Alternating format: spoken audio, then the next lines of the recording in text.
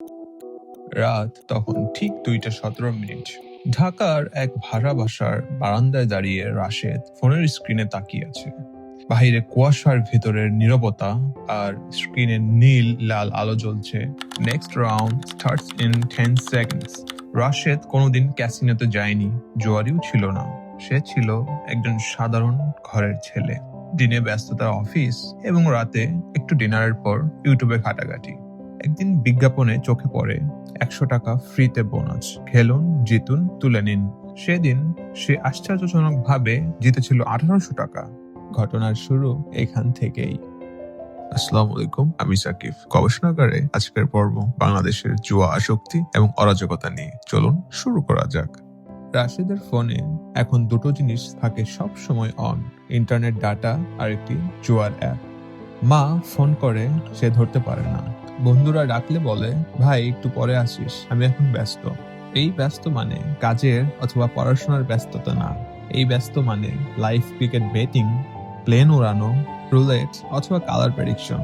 সে আর টাকা জেতে না, কিন্তু একটা জিনিস জেতে, এইবার তো ফিরবই, এই বিশ্বাসটা। রাশেদ হারাতে হারাতে একটা অদ্ভুত জিনিস লক্ষ্য করে।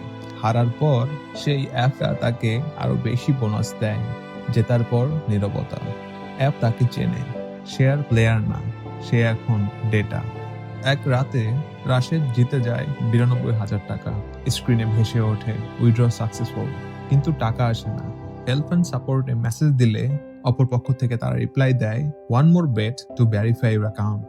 আরেকটা বেট হেরে যায়, লাস্ট চান্স বোনাস। আরেকটা হার। রাশেদ বুঝতে পারে এটা খেলা না, এটা চক্র। একদিন অফিস থেকে বের করে দেয়, কারণ অফিস টাইমে বেটিং করতেছিল সে।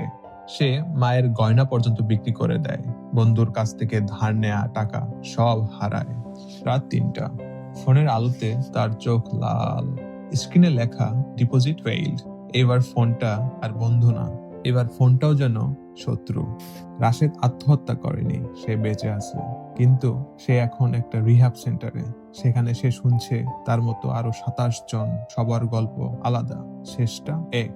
সবাই ভেবেছিল আমি কন্ট্রোলে আছি, কিন্তু সেই মোবাইল জুয়া এমন এক সিনেমা যেখানে তুমি হিরো না, তুমি স্ক্রিপ্টের ভেতরের এক্সপেন্ডেবল চরিত্র। রাশেদ আজও ফোন ব্যবহার করে, কিন্তু অ্যাপটা নেই।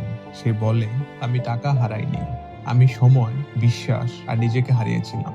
বর্তমানে আমাদের বাংলাদেশের সমাজে কতিপয় অনেক লোকজন আছে যারা কিনা অন্যের কাছ থেকে ধারকৃত টাকা, বাবার অর্থ উপার্জনের টাকা, এসব দিয়ে এক অন্ধকারের আড়ালে মিশে যাচ্ছে। সেই জুয়ার নেশায় অনেক পরিবার আজ ভাঙনের পথে।